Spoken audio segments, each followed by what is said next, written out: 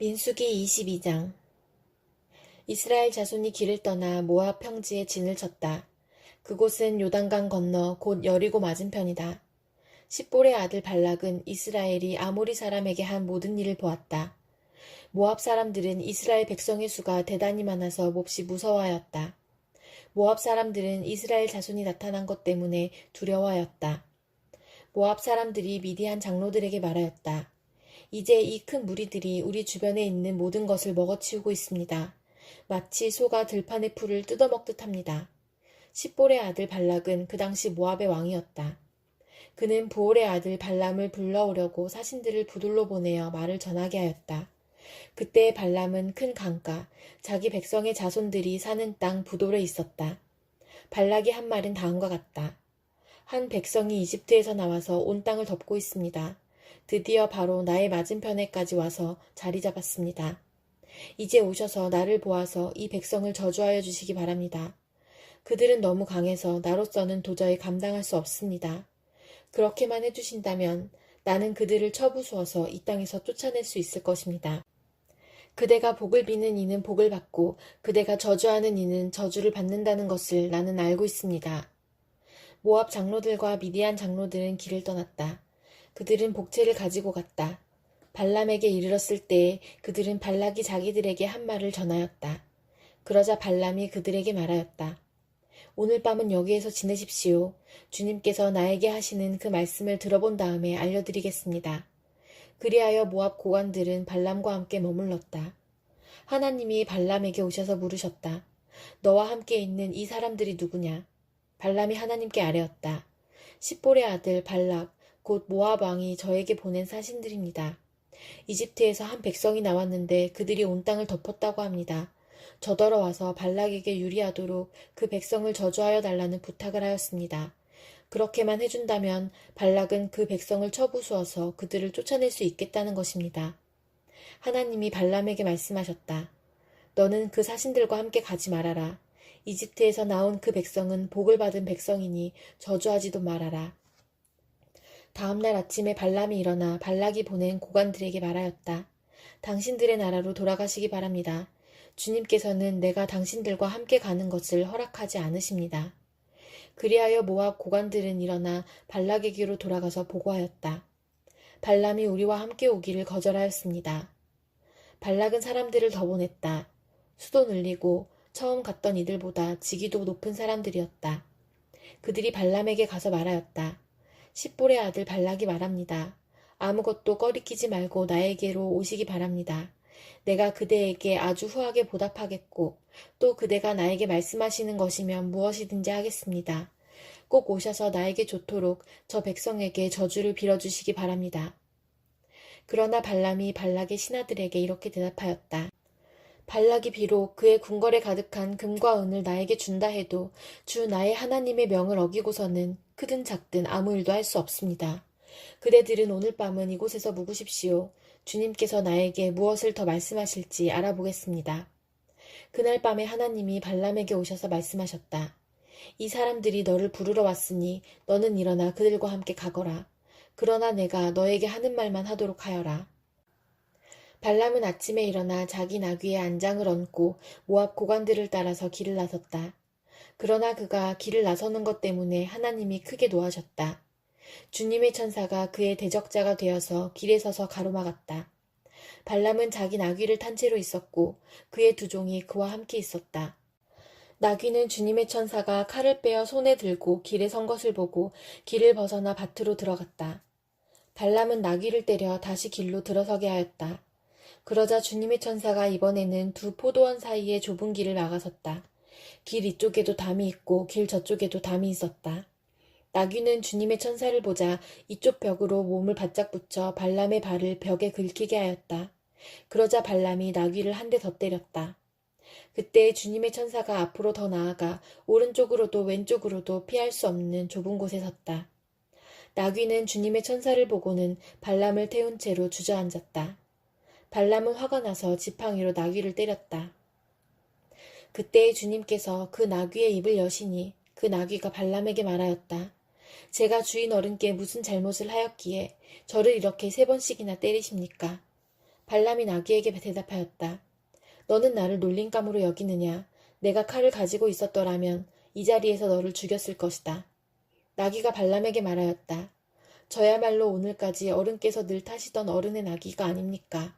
제가 언제 이처럼 버릇없이 군 적이 있었습니까? 발람이 대답하였다. 없었다. 그때 주님께서 발람의 두 눈을 열어주셨다.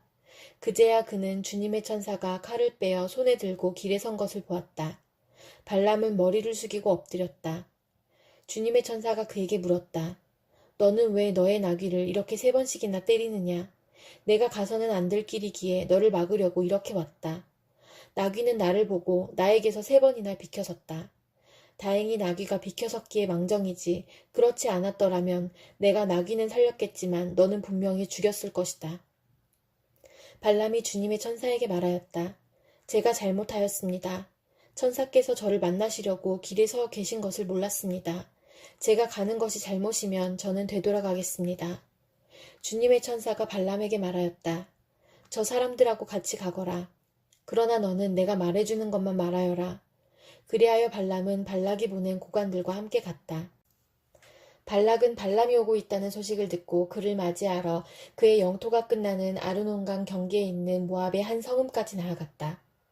발락은 발람에게 말하였다. 내가 당신을 불러오려고 사신을 보내고 또 보내지 않았습니까? 어찌하여 곧바로 나에게 오지 않으셨습니까?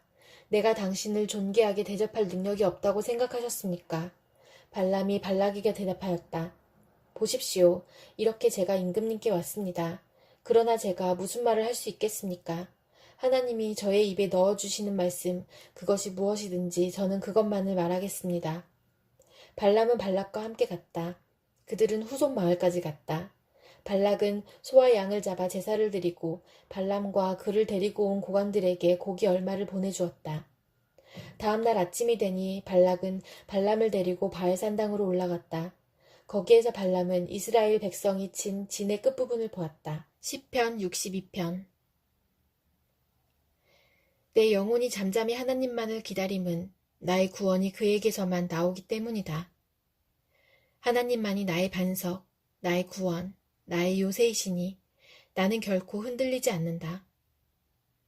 기울어가는 담과도 같고 무너지는 돌담과도 같은 사람을 너희가 죽이려고 다 함께 공격하니 너희가 언제까지 그리하겠느냐.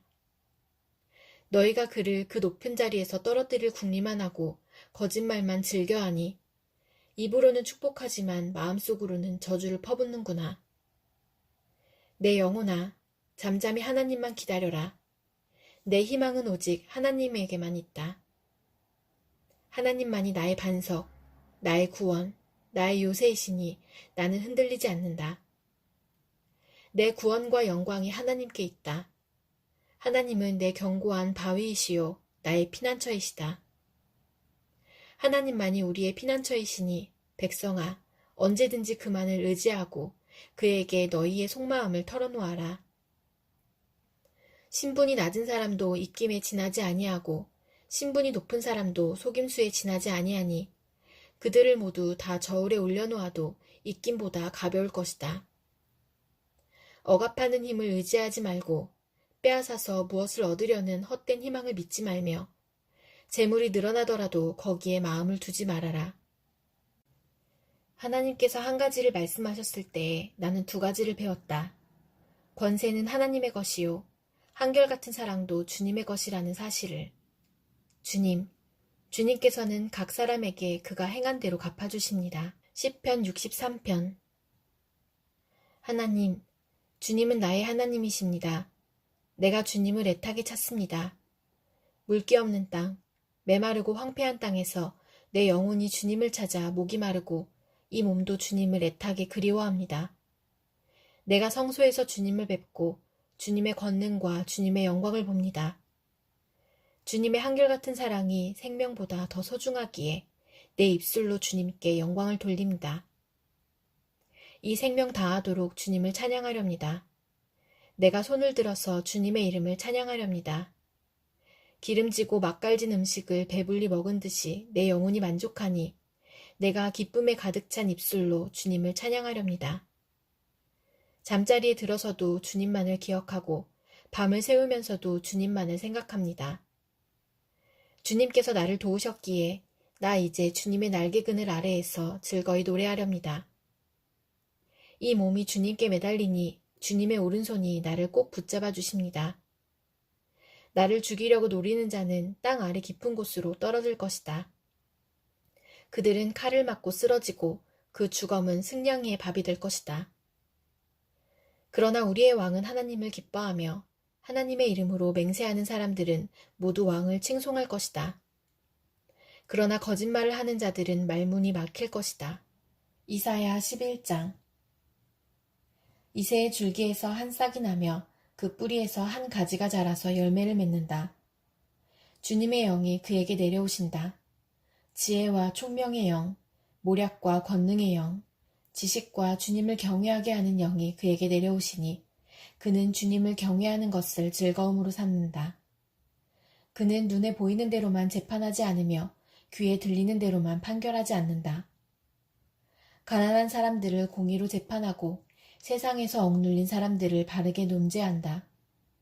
그가 하는 말은 몽둥이가 되어 잔인한 자를 치고 그가 내리는 선고는 사악한 자를 사형에 처한다. 그는 정의로 허리를 동여매고 성실로 그의 몸에 띠를 삼는다. 그때에는 이리가 어린 양과 함께 살며 표범이 새끼 염소와 함께 누우며 송아지와 새끼 사자와 살찐 짐승이 함께 풀을 뜯고 어린아이가 그것들을 이끌고 다닌다. 암소와 곰이 서로 벗이 되며 그것들의 새끼가 함께 눕고 사자가 소처럼 풀을 먹는다. 젖 먹는 아이가 독사의 구멍 곁에서 장난하고 젖된 아이가 살무사의 굴에 손을 넣는다. 나의 거룩한 산 모든 곳에서 서로 해치거나 파괴하는 일이 없다. 물이 바다를 채우듯 주님을 아는 지식이 땅에 가득하기 때문이다. 그날이 오면 이새의 뿌리에서 한 싹이 나서 만민의 깃발로 세워질 것이며 민족들이 그를 찾아 모여들어서 그가 있는 곳이 영광스럽게 될 것이다.